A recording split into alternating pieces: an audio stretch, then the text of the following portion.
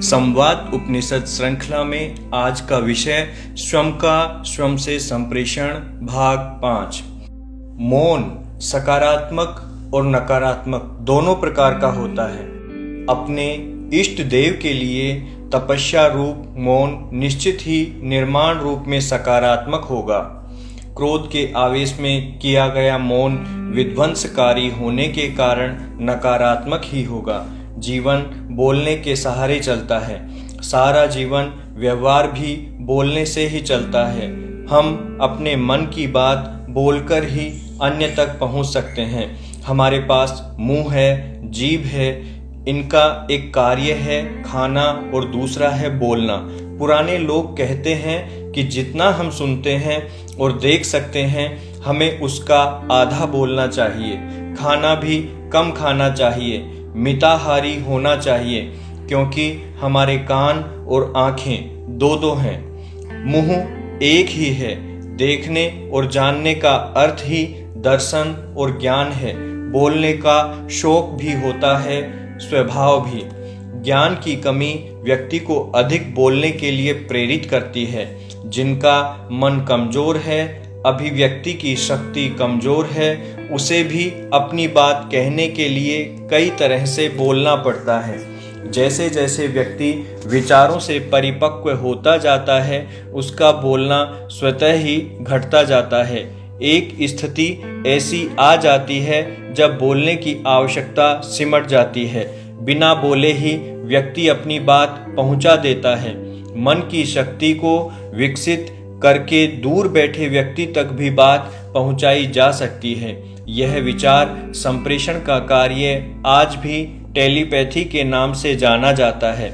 जो प्राणी बोल नहीं सकते, क्या वे अपनी बात नहीं कह सकते? मन की बात तो बिना बोले भी हो सकती है, बच्चा भी कर लेता है। बुद्धि की बात नहीं होती, विचारों का संप्रेषण नहीं हो सकता। साथ ही यह भी सत्य है कि बोलते समय चिंतन कम हो जाता है।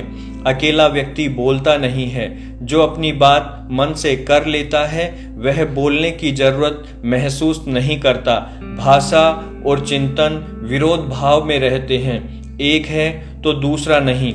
यदि हमें अंतर्ज्ञान की प्राप्ति की दिशा में बढ़ना है तो मौन का सहारा लेना ही पड़ेगा। बोलना तो हलचल पैदा करने वाला तत्व है। बोलने से पहले ही हलचल शुरू हो जाती है। क्या बोलना है, क्यों बोलना है आदि की तैयारी में जुटना पड़ता है। बोलने के समय तक हलचल बनी रहती है। बोलने के साथ सुनने की हलचल भी जुड़ जाती है। ध्वनि की प्रतिध्वनि तो बहुत काल तक चलती है। यह हमारे मानसिक धरातल पर अवरोध पैदा करती है। मन की शक्ति घटती है, एकाग्रता टूटती है। बोलना हमारी स्थिरता में भी बाधा पैदा करता है। भाषा की अपनी विकृतियां उठती हैं। मौन का एक बड़ा भाग है निर्विचारता। जीवन की उपलब्धियों का मार्ग, विचारों की अनावश्यक हलचल को बंद करने का मार्ग है मौन। जीवन व्यवहार में भी मौन का अर्थ विवाद से मुक्ति माना जाता है। इतना बड़ा शस्त्र है। बोलने से विवाद बढ़ता है, तर्क कुतर्क भी बढ़ता है। बोलना वैमनस्य भाव का प्रवेश द्वार बन सकता है। मौन होते ही सब कुछ समाप्त हो जाता है। मौन का अर्थ सर्वथा नहीं बोलना नहीं होता। बोलते रहने पर भी मौन का फल या मौन भाव में अग्रसर होने का क्रम सुरक्षित रहता है।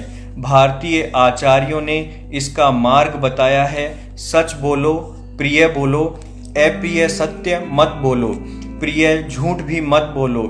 एस धर्म सनातन कहा है। यदि सत्य बोलेंगे तो निश्चित ही अधिक नहीं बोलेंगे। सारे कर्मों में चेष्टाएं युक्त रखो। यह जो श्री कृष्ण ने गीता में कहा, वह इस सत्यम ब्रूयात में आ जाएगा। जब भी बोलना मीठा बोलना, वह मीठा भी झूठ नहीं बोलना, तो निश्चित ही थोड़ा बोलोगे। बिना बोले जीवन चल नहीं सकता। यह कहा जा चुका है। बोलने पर नियंत्रण मौन भाव की तरफ ही ले जाता है। बोलना एक कला भी है। उपदेश, भाषण, व्याख्यान इसी कला के विभिन्न नाम हैं। प्रभावशीलता अपनी कला है। भाषा ज्ञान एक अलग कला है, अलग अलग भाषाओं का ज्ञान एक और कला है। इन सब के मिलने पर व्यक्ति जितना बोलता जाएगा उसका अहंकार बढ़ता जाएगा। बड़े संतों को आप देखें, वे सदा शांत बैठे रहते हैं। कोई आता रहे जाता रहे, आने वाले भी शांति से कुछ देर बैठकर चले जाते हैं। उनको यह आभास ही नहीं होता कि कुछ प्राप्त नहीं किया है, पूरी संतुष्टि के साथ जाते हैं। विचारों का, मनोभावों का संप्रेषण तो होता ही है, प्रश्नों के समाधान भी हो जाते हैं। मौन अपने आप में वरदान है, बोलने में शक्ति क्षीण होती है। मौन शारीरिक शक्ति के संचय का मार्ग भी है। अनेक प्रकंपन बोलने से पैदा होते हैं। मौन शांत व स्थिरता का मार्ग है। मौन अनेक बार विकट परिस्थितियों से बचा लेता है। जहां बोलने से सत्य की रक्षा न हो, किसी को हानि पहुंचे तो चुप रहना ही उचित कहा जाता है। सत्य का प्रतिपादन कई बार विकट परिस्थितियां पैदा कर देता है। अनेक बार सत्य कड़वा भी होता है तो कई बार अवांछनीय भी। आचार्य महाप्रज्ञ ने मौन को सत्य का रक्षक बताते हुए लिखा है कि हमारे दर्शन में अनेक तत्वों को अनिर्वचनीय कहा गया है। उदाहरण के लिए ब्रह्म अनिर्वचनीय है। उनका मत है कि ब्रह्म के अनेक स्वरूप और धर्म हो सकते हैं, हम कभी भी उसे समग्र रूप से व्यक्त नहीं कर सकते। एक बार में एक ही धर्म की व्याख्या संभव है। वस्तु अनंत धर्मा हो सकती है। आप जो कुछ व्याख्या करेंगे वह एक पक्षीय हो सकती है, अपूर्ण हो सकती है। अतः अनिर्वचनीय कहकर सत्य की रक्षा की गई है। मौन में सत्य की रक्षा की अद्भुत शक्ति है। दैनिक व्यवहार में देखा जा सकता है कि कम बोलने वाले अधिक विचारवान होते हैं। अधिक बोलने वाले कई बार बाद में सोचते हैं, अहंकारी भी हो सकते हैं। उनमें बड़प्पन का भाव कम हो जाता है। वे प्रायः एक पक्षीय चिंतन वाले होते हैं। मौन जीवन की वह शक्ति है जो व्यक्ति को शांति और सुख में स्थापित करती है। अतः यह धर्म से जुड़ी हुई है। बोलने में कई प्रकार के नए उत्पाद खड़े होते रहते हैं। जीभ तो फिसल जाती है और व्यक्ति उसका परिणाम भोगता रहता है। बोलने के साथ यदि आवेश अथवा आवेग जुड़ जाएं तो समझ लो अनर्थ दूर नहीं। बोलना आग में घी का कार्य करता है। किसी का भी अहम उसको चुप नहीं रहने देता, इसी से विवाद बढ़ता है। बोलने की भी सीमा होती है। क्या नहीं बोलना, कब नहीं बोलना, कैसे नहीं बोलना, कहाँ नहीं बोलना आदि ऐसे प्रश्न हैं जो बोलने वाले के ध्यान में सदा रहने चाहिए, किंतु होता विपरीत है। संयम में बोलना भी मौन के बराबर ही है। शब्द की मर्यादा से व्यक्ति का सम्मान बढ़ता है। शब्द वाक ही तो अर्थ वाक में बदलता है। अतः बोलने की साधना का जीवन में बहुत बड़ा महत्व है। शब्द ब्रह्म है और वाक से सृष्टि होती है। सृष्टि को ही वाक सृष्टि कहते हैं। शब्द सृष्टि को भी वाक ही कहा जाता है। अर्थवाक लक्ष्मी का क्षेत्र है, शब्द वाक सरस्वती का।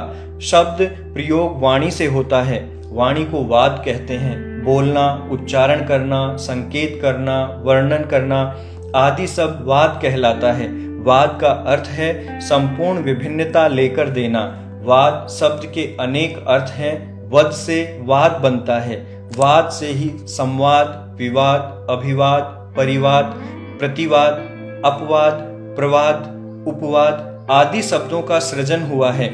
आगे चलकर वाद के साथ ही संप्रवाद, क्रंदन, विषमवाद, असंगत, अनुवाद जैसे शब्दों का निर्माण हुआ। जीवन का प्रमुख अंश संप्रेषण होता है और उसके अधिकांश आयाम वाद में समाहित हैं। यहाँ तक कि वादन, वादक और अभिवादन भी इसी के स्वरूप विस्तार हैं। सभी संप्रेषण के माध्यम हैं।